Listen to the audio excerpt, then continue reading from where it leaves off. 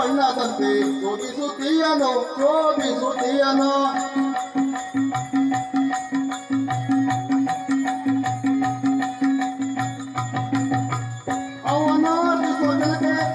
ವರಗಳ ಕೊಡುವ ಸರ್ವಸಿದ್ಧಿಯುಳ್ಳ ನಿರ್ಮಲ ಸೂರ್ಯ ನಿರ್ಮಲ ಸೂರ್ಯ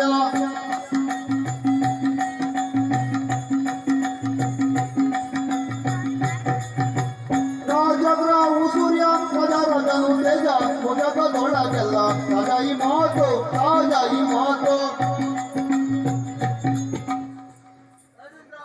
ಸೂರ್ಯನೆಂದರೆ ಸಾಮಾನ್ಯದವನಲ್ಲ. ಸೂರ್ಯನ ಬೆಳಕಿನಿಂದ ಸೂರ್ಯನ ಬೆಳಕು ಮಾನವನ ದೇಹದ ಮೇಲೆ ಬೀಳುವುದರಿಂದ ಸಕಲ ರೋಗಗಳು ನಿವಾರಣೆ ಆಗುತ್ತದೆ.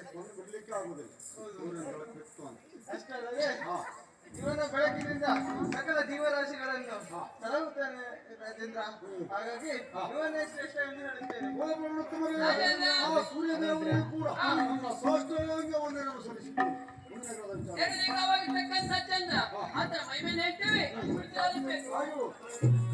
ಚಂದ್ರನೆಂಬ ಗ್ರಾಹು ತಾನು ಒಂದು ಸೌಖ್ಯ ಕೊಡುವನು ಒಂದು ಸೌಖ್ಯ ಕೊಡುವನು ಇಂದು ಶಾಂತ ರೂಪ ತಾನು ರಾಯ ಕೇಳೆಂದ ರಾಯ ಕೇಳೆಂದ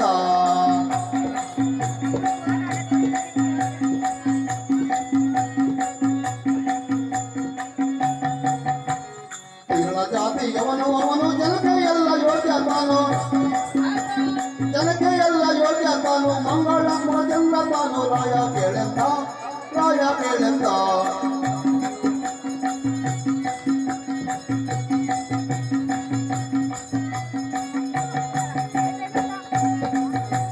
ಚಂದ್ರನೆಂಬ ಗ್ರಾಹು ತಾನು ಚಂದ್ರನೆಂಬ ಗ್ರಾಹು ತಾನು ಅಂದು ಸೌಖ್ಯ ಕೊಡುವನು ಅಂದು ಸೌಖ್ಯ ಕೊಡುವನು ಇಂದು ಶಾಂತ ರೂಪ ತಾನು ರಾಯ ಕೇಳೆಂದ ರಾಯ ಕೇಳೆಂದ ರಾಜೇಂದ್ರ ಎರಡನೇ ಗ್ರಹವಾಗಿರ್ತಕ್ಕಂಥ ಚಂದ್ರ ಚಂದ್ರನೆಂದರೆ ಸಮಾಧಾನವಲ್ಲ. ಆಳಿನಂತ ಬೆಳಕನ್ನು ಚೆಲ್ಲಿ ಕತ್ತಲನ್ನು ಬಡಿದೋಡಿಸುತ್ತಾನೆ ಈತ. ಆತನನ್ನು ಯಾರು ಭಕ್ತಿ ಭಾವದಿಂದ ಪುಷ್ಪಕಮಲ ಇಟ್ಟು ಪೂಜಿಸ್ತಾರೋ ಅಂತವರಿಗೆ ಒಲಿವರಗಳನ್ನು ಕೊಡುತ್ತಾರೆ. ಯಾರು ಆತನನ್ನು ನಿಲ್ಲಿಸಿ ಮಾತನಾಡುತ್ತಾರೋ ಅಂತವರಿಗೆ ಕೊಡಬಾರ ಕೃಷ್ಣವನ್ನು ಕೊಡುತ್ತಾರೆ. ಆದ್ದರಿಂದ ಎರಡನೇ ಗ್ರಹವಾಗಿರ್ತಕ್ಕಂಥ ಈ ಚಂದ್ರದೇವರ ಶ್ರೇಷ್ಠ ಹೇಳ್ತಾರೆ ರಾಜೇಂದ್ರ. ಚಂದ್ರದೇವರಿಗೆ ಕೂಡ ವಂದನೆಯನ್ನು ಸಲ್ಲಿಸುತ್ತೇನೆ. ಮೂರನೇ ಗ್ರಹವಾಗಿರ್ತಕ್ಕಂಥ ಮಂಗಳ ಅದರ ಮಹಿಮೆಯನ್ನು ಹೇಳ್ತೇವೆ. ಪ್ರೋಗ್ರಾಮಿದು ಕೇಳೋ ಪರಕ್ರಮಿ ಮಂಗಳನು ಆರು ಯಾರೋ ಇವನ ಮಹಿಮೆಗಳಂತ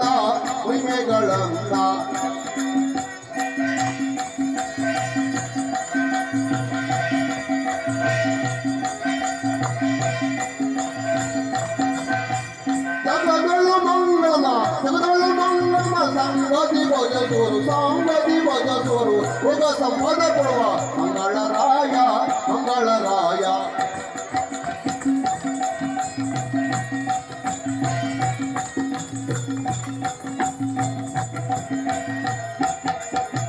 ಜಾತಿಲೆ ಶೂನ್ಯನು ನೀತಿಯಲ್ಲಿ ಭಜಸೋರ ಶ್ರಮದಿ ಸಲಹುವ ಪ್ರಾರ್ಥಕ್ಷರಾಯ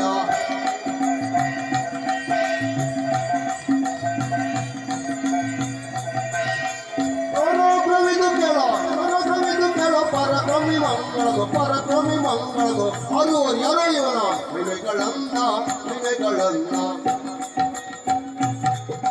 ರಾಜೇಂದ್ರ ಮೂರನೇ ಗ್ರಹವಾಗಿರ್ತಕ್ಕಂಥ ಮಂಗಳನೆಂದರೆ ಸಾಮಾನ್ಯನಲ್ಲ, ಪರಾಕ್ರಮಶಾಲಿ, ಜಾತಿಯಲ್ಲಿ ಸೂನರ. ಆದರೇನಂತೆ ಪ್ರೀತಿಯಿಂದ ಆತನನ್ನು ಪೂಜಿಸುತ್ತಾರೆ. ಯಾರಾತನನ್ನು ಭಕ್ತಿ ಭಾವದಿಂದ ಪೂಜಿಸ್ತಾರೋ ಅಂತವರಿಗೆ ಮಂಗಳವನ್ನು ಉಂಟು ಮಾಡ್ತಾನೆ. ಯಾರಾತನನ್ನು ನಿಲ್ಲಿಸಿ ಮಾತನಾಡ್ತಾರೋ ಅಂತವರಿಗೆ ಅಮಂಗಳವನ್ನು ಉಂಟು ಮಾಡ್ತಾನೆ. ಆದ್ದರಿಂದ ರಾಜೇಂದ್ರ ಮೂರನೇ ಗ್ರಹವಾಗಿರ್ತಕ್ಕಂಥ ಈ ಮಂಗಳ ದೇವರ ಶ್ರೇಷ್ಠ ಹೇಳ್ತೀವಿ ರಾಜೇಂದ್ರ. ಮಂಗಳದೇವರಿಗೂ ಕೂಡ ನನ್ನ ಸಾಷ್ಟಾಂಗ ವಂದನೆಯನ್ನು ಸಲ್ಲಿಸಿದ್ದೇನೆ. ನಾಲ್ಕನೇ ಗ್ರಹವಾಗಿರ್ತಕ್ಕಂಥ ಬುಧನು ಎಂಬುವ ಗ್ರಾಹು ಫಲವನ್ನು ಅಂದದಿಂದಲೇ ಭಾಗ್ಯ ಕೊಡುವ ಸಿದ್ಧಿಯ ಪ್ರಸಿದ್ಧ ಬುಧನು ರಾಯ ಕೇಳೆಂದ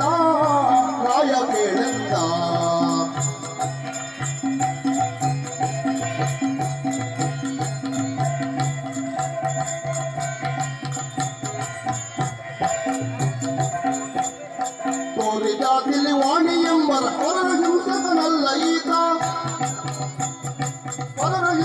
ಇವನಲ್ಲ ಈತ ಸಾರಿ ಅವನಲ್ಲಿ ಭಕ್ತಿ ಇಟ್ಟರೆ ಕಾಯುವನು ಇವನು ಕಾಯುವನು ಇವನು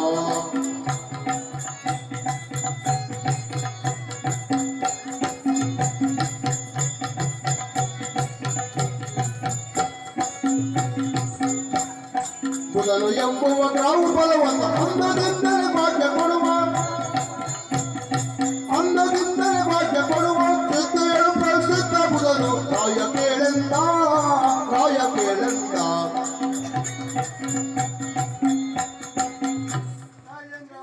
ಬುಧನೆಂದರೆ ಸಾಮಾನ್ಯದವರಲ್ಲ. ಬುಧನನ್ನು ಭಕ್ತಿ ಭಾವಗಳಿಂದ ಪೂಜಿಸಬೇಕು. ಒಮ್ಮೆ ಪೂಜಿಸಿದೆ ಅಂತಾದ್ರೆ ಒಳ್ಳೆಯದನ್ನು ಮಾಡುತ್ತಾನೆ. ಹಾಗಿರುವಾಗ ಬುಧ ದೇವನೇ ಶ್ರೇಷ್ಠ ಎಂದು ಹೇಳ್ತೇನೆ ರಾಜೇಂದ್ರ. ಓ ಬ್ರಹ್ಮೋತ್ತಮರೇ, ಆ ಬುಧದೇವನನ್ನು ಕೂಡ ಶಾಸ್ತ್ರಾಂಗವನ್ನು ಅನುಸರಿಸ್ತಾ ಇದ್ದೀವಿ.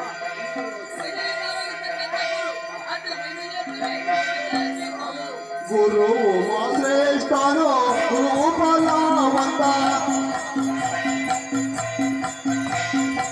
ಗುರು ಶ್ರೇಷ್ಠನೋ ಗುರು ಫಲವಂತ ಗುರುವಿಗೆ ಕವಿತರು ಯಾರಿಲ್ಲೋ ಜಗಗೆ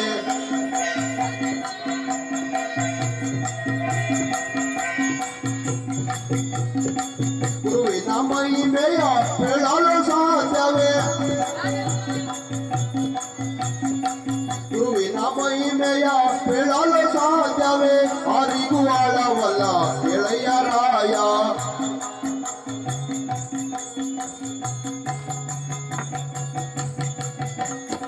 ಜ್ಞಾನಕ್ಕೆ ಪೂಜೆಯೋ ಅನುಭವ ಪರಿಸರೋ ಜ್ಞಾನಕ್ಕೆ ಪೂಜೆಯೋ ಅನುಭವ ಪರಿಸರೋ ಜನವುಳ್ಳ ಬ್ರಾಹ್ಮಣರ ಕುಲಜಾತನವನ್ನು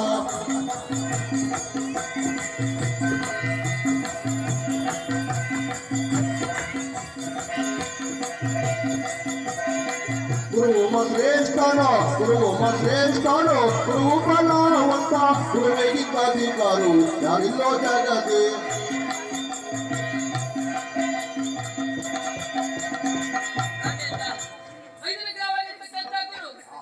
ಗುರು ಬ್ರಹ್ಮ ಗುರು ವಿಷ್ಣು ಗುರು ಸಾಕ್ಷಾತ್ ತತ್ವೈ ಶ್ರೀ ಗುರುವೇ ನಮಃ ಎಂಬಂತೆ ಯಾರು ಆತನನ್ನು ಭಕ್ತಿ ಭಾವದಿಂದ ಪುಷ್ಪಗಳನ್ನು ಇಟ್ಟು ಪೂಜಿಸ್ತಾರೋ ಅಂತವರಿಗೆ 5 ವರಗಳನ್ನು ಕೊಡುತ್ತಾರೆ. ಯಾರು ಆತನನ್ನು ನಿತ್ಯಮುಷಿ ಮಾತನಾಡುತ್ತಾರೋ ಅಂತವರಿಗೆ ಕೊಡಬಾರದ ಕಷ್ಟವನ್ನು ಕೊಡುತ್ತಾನೆ. ಆದ್ದರಿಂದ ರಾಜೇಂದ್ರ 5ನೇ ಗ್ರಹವಾಗಿರ್ತಕ್ಕಂಥ ಈ ಗುರುವೇ ಶ್ರೇಷ್ಠ ಹೇಳ್ತೀವಿ ರಾಜೇಂದ್ರ. ರಾಜೇಂದ್ರ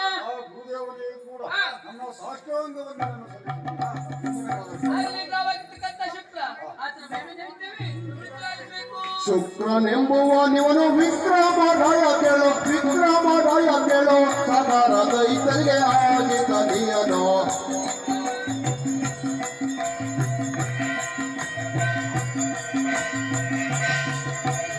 ಆತನ ಪರಾಕ್ರಮಕ್ಕೆ ಮೂರು ಜಗತ್ತಲ್ಲಿದೆ ಮಂತ್ರ ಸಂಜೀವಿನಿ ಆತನಲ್ಲಿರಲು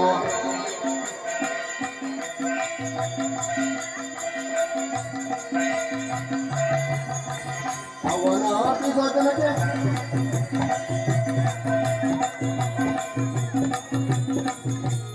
ಶುಕ್ರನೆಂಬುವನಿವನು ವಿಕ್ರಮರಾಯ ಕೇಳು ಸಾಗರ ದೈತರಿಗೆ ಆಗಿ ತನಿಯನು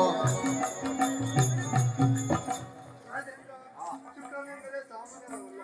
ಶುಕ್ರನ ಭಕ್ತಿ ಭಾವಗಳನ್ನು ಪೂಜಿಸಬೇಕು. ಒಮ್ಮೆ ಪೂಜಿಸಿದೆ ಅಂತಾದ್ರೆ ಶುಕ್ರ ದಶೆ ಉಂಟಾಗ್ತದೆ. ಹಾಗಿರುವಾಗ ಶುಕ್ರದೇವನ ಶ್ರೇಷ್ಠ ಎಂದು ಹೇಳ್ತೇನೆ ರಾಜೇಂದ್ರ. ಓ ಬ್ರಹ್ಮೋತ್ತಮರೇ, ಆ ಶುಕ್ರದೇವನೇ ಕೂಡ ನನ್ನ ಶಾಸ್ತ್ರಾಂಗವನ್ನು ಸಲ್ಲಿಸಿದ್ದೀನಿ. ಮುಂದಿನ ವಿಚಾರ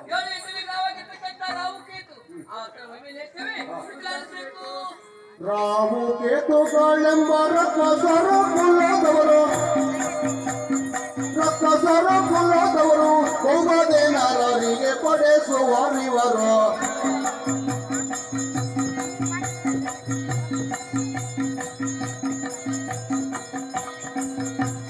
ಸೂರ್ಯ ಚಂದ್ರರಿಗೆ ಪೀಡಿಸುತ್ತಲಿರುವರು ಲೋಕದವರಿಗೆ ಬಾಧೆ ಕೊಡಿಸುವರು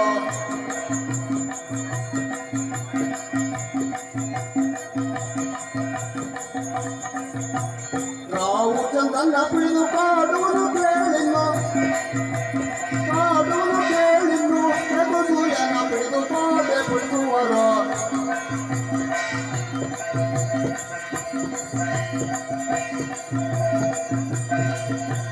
ರಾವು ಕೆತ್ತುಗಳೆಂಬ ರಥ ಸರ ಪುಲಾದವರು ಹೋಮದೆ ನರರಿಗೆ ಬೆಳೆದುವರಿವರು ರಾಜೇಂದ್ರ, 7-8 ವಿಗ್ರಹವಾಗಿರ್ತಕ್ಕಂಥ ರಾಹು ಕೇತುಗಳು ಇವರಿಬ್ಬರೆಂದರೆ ಸಾಮಾನ್ಯದವರಲ್ಲ. ವರ್ಷಕ್ಕೆ ಒಂದು ಬಾರಿ ರಾಹು ಕೇತುಗಳು ಇಬ್ಬರು ಸೂರ್ಯ ಮತ್ತು ಚಂದ್ರನನ್ನು ಕಾಡುತ್ತಾ ಇದ್ದಾರೆ, ಬಿಡುತ್ತಾ ಇದ್ದಾರೆ ಜ್ಞಾನದ ರೂಪವಾಗಿ. ಅಂತ ದೇವತೆಗಳನ್ನೇ ಕಾಡಿದಂತ ಇವರು ನರಮಾನವರ ರಾಶಿಯನ್ನ ಪ್ರವೇಶ ಮಾಡಿದಂತಾದ್ರೆ ಬಿಡ್ತಾರ? ಬಿಡ್ಲಿಕ್ಕಿಲ್ಲ. ಹಾಗಾಗಿ ಇವರೇ ಶ್ರೇಷ್ಠ ಎಂಬುದಾಗಿ ಹೇಳುತ್ತಾ ಈ ಗ್ರಹಗಳಿಗೂ ನಮಸ್ಕರಿಸಬೇಕಲ್ಲ ರಾಜೇಂದ್ರ. ನಾವು ಕೇತುಗಳಿಗೂ ಕೂಡ ಹಾ. ನಮ್ಮ ಸಾಷ್ಟಾಂಗ ಒಂದನ್ನು ಸಲ್ಲಿಸಿದ್ದೀವಿ. ಮುಂದಿನ ಕಾಲ ವಿಚಾರ. ರಾಜೇಂದ್ರ, ಇಲ್ಲಿಯವರೆಗೆ 7-8 ದಿನಗಳನ್ನು ಕೇಳಿ ಸಂತೋಷಗೊಂಡಿದ್ದೀರಿ, ಪೂಜೆಯಲ್ಲಿ ಇನ್ನೂ ಸಲ್ಲಿಸಿದ್ದೀರಿ. ಇನ್ನುಳಿದುದು ಒಂದೇ ಒಂದು ಗ್ರಹ, 9ನೇ ಗ್ರಹವಾಗಿರ್ತಕ್ಕಂಥ ಶನಿ ದೇವರ ಮಹಿಮೆ. ಮೊದಲೇ ಹೇಳಿದ್ದೇವೆ, ಮೊದಲನೇ ಗ್ರಹವಾಗಿರ್ತಕ್ಕಂಥ ಸೂರ್ಯ, ಆತನ ಮಗನಾಗಿರ್ತಕ್ಕಂಥ ಶನಿದೇವ ಎಂಬುದಾಗಿ ಆತನ ಮಹಿಮೆಯನ್ನು ಹೇಳಲಿಕ್ಕೆ ಮತ್ತೊಬ್ಬರು ಪುರೋಹಿತರು ಬರ್ತಾ ಇದ್ದಾರೆ, ಕುಳಿತುಕೊಳ್ಳಿಸಬೇಕು. ರಾಜೇಂದ್ರ, ನಾವು ಹೇಳಿದ ಹಾಗೆ ಕಟ್ಟ ಕಡೆಯಾಗಿ ಒಂದೇ ಒಂದು ಗ್ರಹಗಳಿಗೆ ಅದು ಅದೇ ಶನಿ ಪರಮಾತ್ಮನ ಮಹಿಮೆಯನ್ನು ಹೇಳ್ತೇನೆ ಕೇಳಿ. ಜೈ ಶಿವರಾಜ್ಞೆ, ತಾಯ ಪುತ್ರಾಜ್ಞೆ, ಕಲಿ ಪುರುಷಾಜ್ಞೆ, ವಾಳೆ ಉಂಡೆ ಹೋದ್ರಾಜ್ಞೆ, ಗಣೇಶವಾದ ಗೋವಿಂದ, ಆಯುಧವಾದ ಗೋವಿಂದ, ಸುರತ್ವಾದ ಗೋವಿಂದ, ಜಯ ಜಯನಂ ಪಾರ್ವತಿಪತಿ ಹರರ ಮಹಾದೇವ್. ಕೇಳು ವಿಕ್ರಮ ಶನಿಯ ಮಹಿಮೆಯ ಕೇಳುವೆ ನಮಸಿಟ್ಟು ಲಾಲಿಸ, ಕಾಲ ಭೈರವ ಪೂಜೆ ಮಾಡುವ ಶನಿ ದೇವ.